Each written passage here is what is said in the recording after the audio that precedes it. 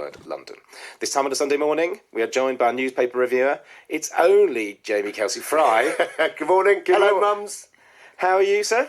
I'm fantastic, thank you. Yeah. Jamie, meet my mum, Tony. Tony, Lovely to meet you. meet Jamie. I went through all the windows in Playway and Play School, and I asked my wife last night. Anita was going, "Do you know who you're meeting tomorrow?" And I'm really lovely to meet you. Thanks. Well, thank I had you a great childhood. Good, Obviously, because you've grown up so well. I've grown up so well. Oh, my mum loves you now. So, which was your favourite window, by the way?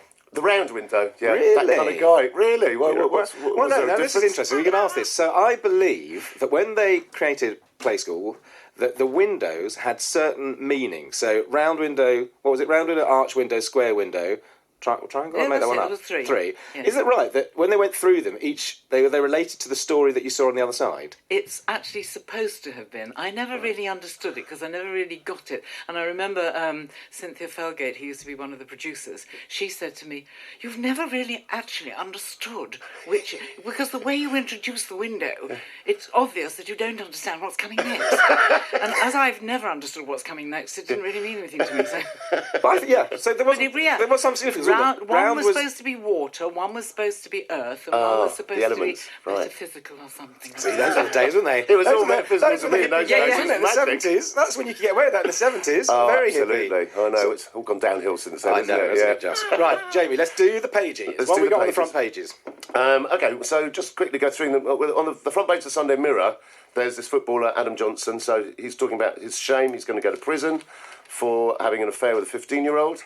He's been also having a long relationship with I think a Danish model who's basically told all the stories he's been confessing to her, you know, so there's more of his shame and embarrassment. But that's the front page of the Sunday Mirror. Lovely. Okay. The Independent, Torture and the UK, a new cover-up. So there's a fascinating story in the Independent about the time of Blair and Bush and Straw and how... Of course, it's not unusual, but how there are lots of documents pertaining to the fact that torture was condoned, basically, by our government and by the US government. They're fully aware of the fact that they were torturing people, detainees and rendition and all this. And there are documents to indicate that there are other documents that we're never going to be allowed to see about, you know. So there's a strong indication. It gets closer and closer. So we're in the time of the Chilcot inquiry that keeps getting put off and off and off. But it's really interesting to kind of find out. It's strange that talking about torture, because I've been following the US campaign, which I'm obsessed with. I know you are. I cannot stop watching it. Yeah. And I can't believe that somebody like Trump is able, as a major candidate, is allowed to come out and say, yes, we'll bring back waterboarding. I know. And worse, he said. But that's the difference, I guess. I don't know whether that's freedom of speech in the States. I don't know what it is. But over here, you wouldn't be allowed to do it. I mean, that's a war crime, isn't it? Unless I'm mistaken. That's... Waterboarding is not a war crime. Is it not? No, well, is it just frowned upon? It's just heavily frowned upon. Just frowned upon. The whole thing with all that waterboarding and keeping people awake the whole time and blaring music. This was a study that the US went into. What can we get away with that's torture, but we can define it as not being torture? You know, so that's where that's come from. I'm pretty sure that the waterboarding comes into that category. Yeah, but it's incredibly saying that, you know, and getting away with it's the best soap opera that's been going for ages. Watching that, it's amazing. But it's frightening as well. It is frightening. We discussed I think last it's very frightening. Yeah. Absolutely. I mean, but it now allows Hillary Clinton to say, "Hey, I'm the good guy here. Look at him." Yes. And that's what's going on. I mean, this is Weird. just a really poorly written TV series, as far as I can see. But it will run and run. It run and run. Yeah, Fascinating I watch. know, Let's keep going. What have we got? The Independent there? Is it? Or have we done The one? Independent, it's got torture in the UK, a new cover-up, but it's also got that stuff about the huge amount of refugees that are on the borders waiting in Calais, but also in Greece, where the borders have been closed. And it's just worth reminding you what we were talking about last time I was here, which is just the figures. New Internationalists have done a lot on immigration, and perspective is very important. At the maximum, there are 25 million refugees needy of help who've come from wars in the world. There are nearly 9 billion people. It's a drop in the ocean. It's absolutely nothing to have this basic human gesture of support and help. There's, this whole thing of we're being overrun by migrants. It's going to be most countries are actually in Europe. They're going down in population. You know, Germany in particular is a very good example. They need migrant workers to come in and support. So the whole way it's been constructed as overrun, swarms, this kind of language is an absolute disgrace.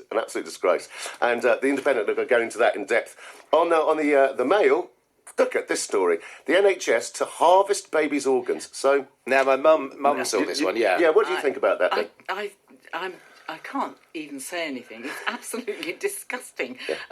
The film that came out, Never Let Him Go or something like that. My wife worked on Never that. Let Me Go. Oh, Yeah, really? yeah, Never Let where Me they Go. harvest organs, that's right. Yeah. Harvest organs to grow individuals so that they could be spare organs for other individuals. Well, that's sort of, it's like art always getting ahead there before science does. But if science is actually going to do this, harvest babies' So organs... what's the actual story, so Jamie? for, Give us for the the story. listeners, the front page of the Daily Mail is NHS to harvest babies' organs. So if there are scans on mothers and the scans reveal 100% sure that your baby's got a fatal illness and won't live for very long, or in fact may be stillborn, but we would like you to go to the full 9 terms so that we can harvest the organs from your baby.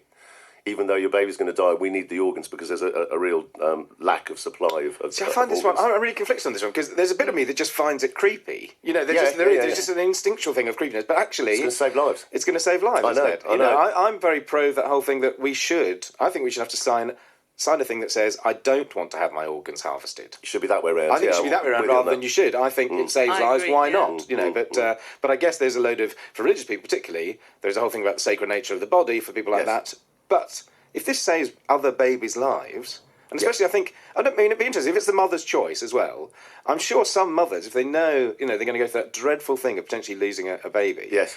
But that their baby could give life to somebody else's baby, I bet you there's a load of mums who would go for that. Don't you think it's the way that it's been sensationalised? Yes. That's what's done it. I mean, if you take time to think about it, I agree. it's necessary. But the moment you use a word like harvest, it's totally sensationalised. Absolutely. And Apparently it does call that film, which is and at the brilliant. moment it's just a proposal. It's not set in stone, but it's interesting. It's one of these kind of ones that will be debated and that will run and run. Yes, absolutely. Okay, let's go Sunday on. Times. So, I'm no fan of a guy called Rupert Murdoch, who I'm sure you're aware of. And he's got married, as everyone knows, to Jerry Hall. So they're on the front page of a lot of the papers, including the front page of the Sunday Times. He's drilling. He's part of a company called Genie Oil, who are drilling for oil in the Syrian Golan Heights at the moment. He is a guy who is, we could do with a change in the way the media is organised. If you've got 70% of a media being owned by a few billionaires, then you've got a real problem, because the whole country is being steered to the agenda of a very powerful bloke. And that's outrageous. That's not what media is. That's but propaganda. he did have a nice wedding, Jamie. It did look nice. I don't know. Jerry looked nice. He did All I'm saying is Jerry looked lovely. I'll tell you what, that's what I took from it. Her daughters from the marriage with Mick Jagger, they look, I suppose nice. I don't know what nice is. They're models, but they didn't look very happy. They looked a bit sort of miffed. Could have been Isn't just the one breast. a carbon copy of the mother? My goodness. Yes, yeah. No, I know. Frightening stuff. But also on the front page of the Sunday Times, aside from them, right, there's EU fuels terror and fascism, warns Gove. So Boris Johnson and Michael Gove are together, raging at Number 10's gagging of this critic of their stance on the EU. Just makes me think of the fact that sometimes I think. A good example is traders. We interviewed some traders a while ago for an issue about food trading. And a trader confessed, by being anonymous, what happens, what people don't realise when you're trading, is you get into a frenzy of greed. There's billions to be made here, and we move so fast that it's literally what we'd call a frenzy. And when you get into that frenzy, you have a complete disconnect from the consequences of what you're doing. And I think that these guys in government, they've all come from extremely privileged backgrounds. They're just like vying for power, and they've forgotten. You're meant to be representing the country here. You're meant to be actually doing good for the people of this nation, not trying to get one over on your old schoolmate. I think it's a disgrace. The way they're behaving is just embarrassing. It's a strange one. I'm still waiting for there to be a clear, concise debate. I'm actually waiting for something where I can hear two sides of it. Yeah. I'm really just genuinely confused. I have a gut feeling of which way that I'll go, which is actually inbred in me. It's kind of, I have a sort of world view that means I'll be voting a certain way. Yes. But I would really like to hear a consistent, careful, intellectual argument about it. Well, don't look at politicians. I'm looking at the wrong way. I know. Look at the wrong place. And also, again, you can't do it from the press because they're sensationalising. So who's going to give you the truth? Well, absolutely. If you look at I don't know if the front page of the Express, it's just so obvious. Well, okay, this person owns the Daily Express. This is what he wants the country to think. So this is his opinion on the EU. And because he owns the Sunday Express, he must be right. Yeah, that's what really worries me. That is true. Then I'm saying. So moving on. Moving on to another paper. Being an English teacher, it's really worth mentioning this. So on the front page of the Sunday Times, down the bottom, So all you mums out there and dads, when your children, when they write things and they put 5 exclamation marks after it, that's a very big texting thing. And now we're trying to pull back on that. There's research that shows that actually young people need to be encouraged not to use so many exclamation marks. And I think that's quite good, actually, because as an English teacher, what I would say to the students out there, don't use loads of exclamation marks to have an impact. Use great language that has impact, and then you don't need to use the exclamation marks. It's good. In the mag, when I was editing the mag, we called them screamers. Do you do that? We called them screamers. Screamers, right. Because and my old editor just went, "There's never an excuse for a screamer." He basically just said, if the words are great, so particularly in titles and things, if the words are great, you don't need to put an exclamation. If you put an exclamation mark on the end, it means it's not a good enough phrase. Yes. Like just saying that is just like shouting it. It means actually the words should speak for themselves. Absolutely. Well, I thought it was my last text to Tim had about 5 exclamation marks at the end because I thought it was trendy. Yeah, you see. Because it was trendy to I do thought it. it was trendy, That's It's when Mum starts using emoticons. That's when I get. Oh, no, that's what I worry please. about. We've probably got time for one other really? front page before we go to the news. Oh, okay. So, well then let's go. EU seeks. Oh no, let's not do Express. Oh no, okay. So Boris fury over EU bullying scandal. So again, we're returning back to that story. So that's the Sunday Telegraph and the Sunday Times, both front pages about Boris fighting back against Cameron and them vying for power, really, and It's forgetting interesting, isn't their it? Because responsibilities. I think it's now becoming as much about who's going to be the next leader of the Conservative Party This as is it all is it's about about. this debate. Absolutely. This is who's going to That's take what's the strongest disgraceful. parts and who's going to play to the Conservative thing. Yeah. Anyway, we'll be back. Mum, we now go to the news. Okay. Excited. So it's coming up to 9:30, which means it's time for the latest news headlines with Will Schindler. Thank you. Right, before we let you go, let's go inside the newspapers. What have we got? A story from inside, Jamie. Okay, a very nice one in the Daily Mirror, which is Willie Thorne, a tramp nearly died in my spare bed. Willie Thorne is a legendary snooker player, for those listeners who might recognise the name but not know where from. So Willie suffered addictions a while ago as a gambling addict. He got into a huge £1 million debt, it says in the story, and then he's recovered from that. He's making a TV programme about how people survive homeless. And he got very attached to one of the homeless, well, rough sleepers is actually the term you meant to be using. Here the Mirror's calling them a tramp. But he made really good friends with this rough sleeper. And this rough sleeper, again, is someone who's struggling with addiction, with alcoholism. And a while later, after they'd been filming this programme, the rough sleeper got in touch with Willie saying, I'm in a bad way. And Willie just drove, I think, from Leicester to London to pick this guy up. He'd fallen off the wagon, basically. He's really ill from drinking. And Willie drove him all the way back home. And then looked after him, put him to bed.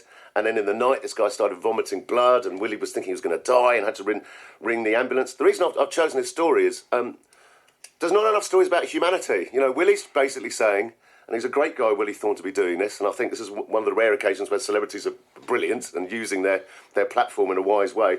He's saying, I thought I had problems, but I had £1 million debt, but this guy's got real problems, and it's humbling. And it makes me realise how fragile life is and how important it is to support other people and look after other people. And it's just a story about humanity, and I think that we need to be reminded about what it means, what humanity really is. To go back to that refugee story, because we did a whole magazine about refugees recently.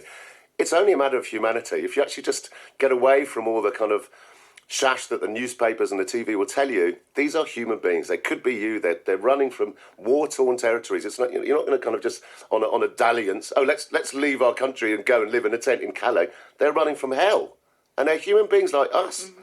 We could have been born there, and we've got to return to our humanity. And Willie Thorne's done that, and I want to congratulate him for doing that. It is a lovely story.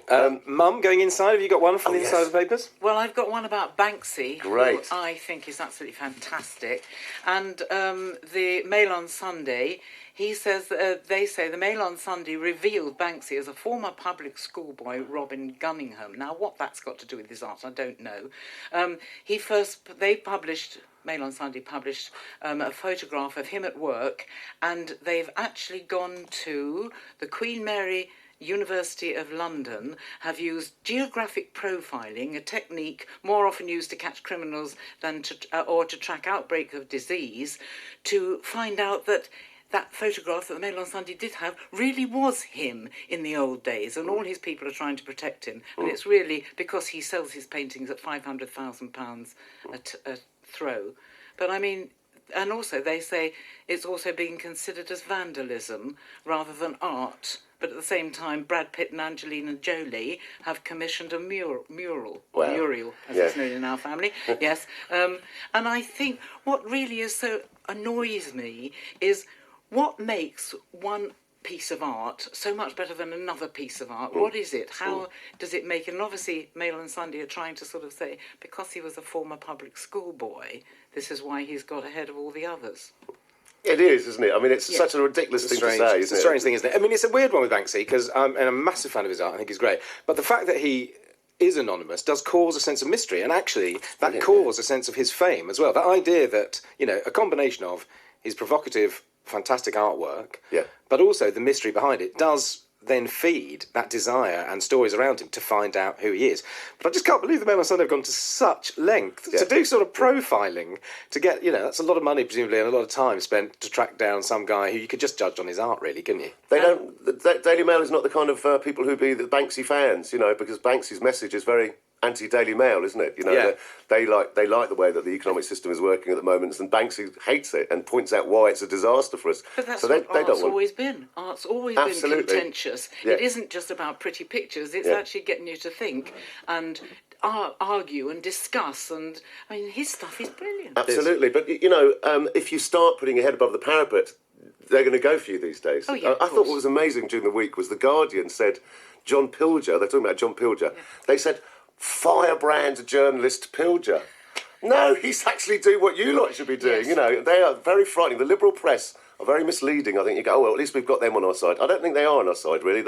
They have very much corporate vested interest in what they're doing. For them to actually call him a firebrand journalist says everything about them, you know. But people who stick their heads above the parapet, yeah, they're going to be targets. But we need them. And young people need them today. Young people you know. need them because I spend most of the time sort of like with steam and fire coming up my nose if I read anything or I hear something, because sometimes you go, yeah, but that's just one side and that's the sensationalist side. What about the other side? Yeah.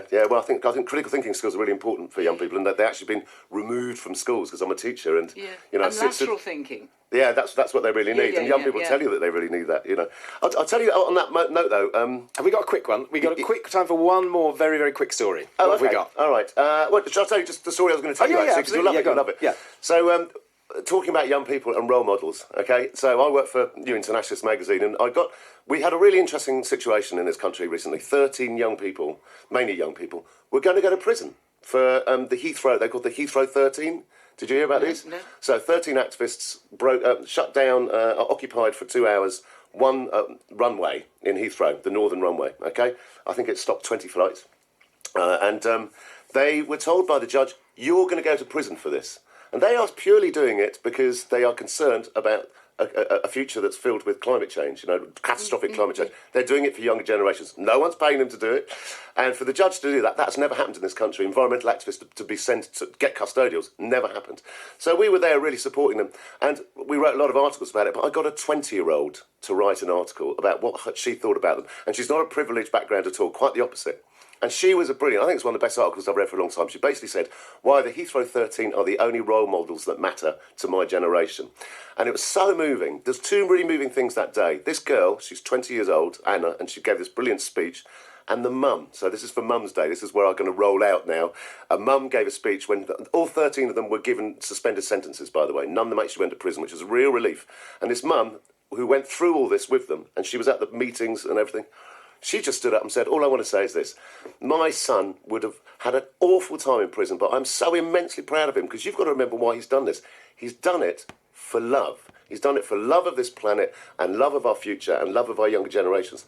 What a mum and what a kid. See, that's a mum. That's See, a that's mum a for you. mum. I tell you, man. I'm Jamie, so thank you so much for joining us Such a today. pleasure. It's been an absolute pleasure. I'll Always. see you again very soon. Yeah. Talking about mums, this is a good one. Here we go.